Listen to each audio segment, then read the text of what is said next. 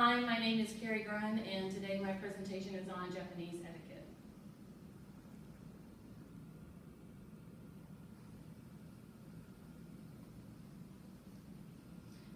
If you are going to be doing business in Japan, it is very important for you to know Japanese business etiquette, because for the Japanese people, your manners equal the quality of person you are.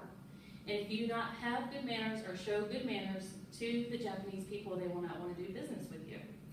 Therefore, business meetings are very, very formal. And I have some slide presentations to give to you guys.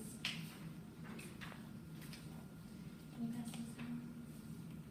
I'm going to hit on some key points such as bowing and business card exchange.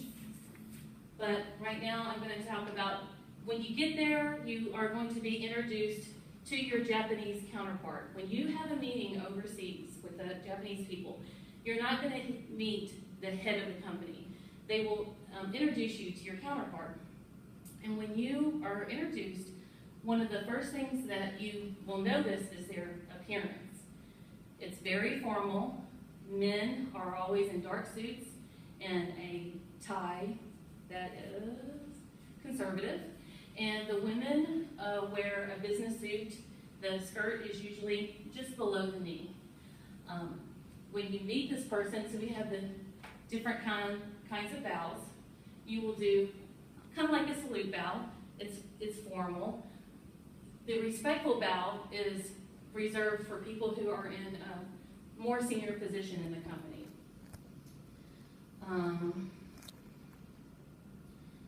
When you do start your introduction, you're going to do your business card exchange, and that's what I'm going to go into a little bit farther.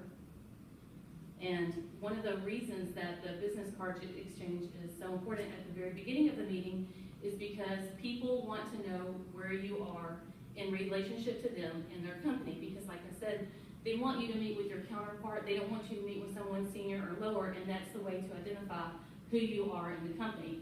It's like a secretary doesn't meet the executive. They want the secretary meeting the secretary. And a usual part of all this is gift exchange. And one thing to remember about the gift exchange is you do not open up your gift in front of the person who gave it to you. You reserve that to take it with you when you go, and gifts are not the same monetary value. Like if I give you socks, you could give me a blanket or something. It's not the same. You don't have to worry about that. Before you go to Japan, it's important for you to get your business cards ready. And this takes a while because you have to find a translator. Since you're English and they're Japanese, you're going to have your business card made with English on one side and Japanese on another. You're going to exchange cards everywhere you go with probably every person that you know, so you have to make sure that you have enough cards. And this is an example of a business card holder, and that is a must, because you cannot put cards away in a pocket. You have to put them in a business card holder. Once you have made your introductions, then you're going to have what they call a business card exchange ceremony. And this is done a couple different ways. It depends on if you are giving out a single business card. I'm going to pretend this is a business card. If you're giving it to someone and they are not exchanging a business card back with you, you're going to bow, keep your arms to your side, and hand it with both hands. The person who accepts the business card is going to bow and accept it with both hands.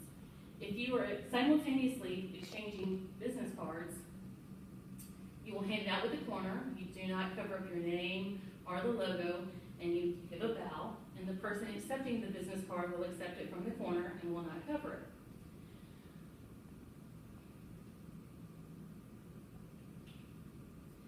It is important that when you get the card, you're going to study the card.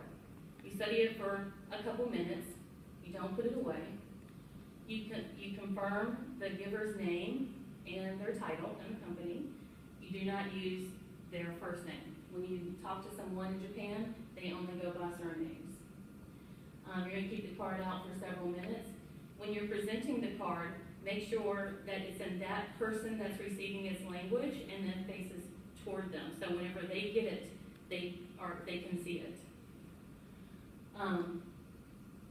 and you don't keep it out. It depends on what you're doing next, if you're gonna put the card in the card holder, or if you're gonna keep it out, because you could go sit at a meeting at a table, and I'll show you what happens with the business card if you're gonna be sitting at a table. But the important thing is that you're gonna take cues from the people around you. You don't sit unless you're told where to sit. If your host is not wearing a tie, it is appropriate for you to take off your tie. You don't eat unless the host eats first. You don't drink until the host drinks. And this is an example of the seating arrangements at business tables, and it's all based on hierarchy. So the important thing is you don't sit until you're told to sit, and this is how the business cards are laid out. So if you're going to a meeting, you're going to place the business cards on the table and line them up based on where the person is sitting on the other side, so that you can have a good idea of who that person is. And the highest ranking guest will sit farthest away from the door, and this is an example of a U-shaped. After the business meeting, it is really common that you will be invited to dinner. You must go. This is where they're still assessing who you are and if they want to do business with you.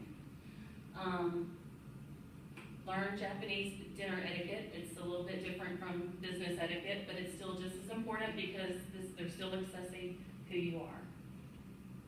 Thank you. My name is Carrie Grimes.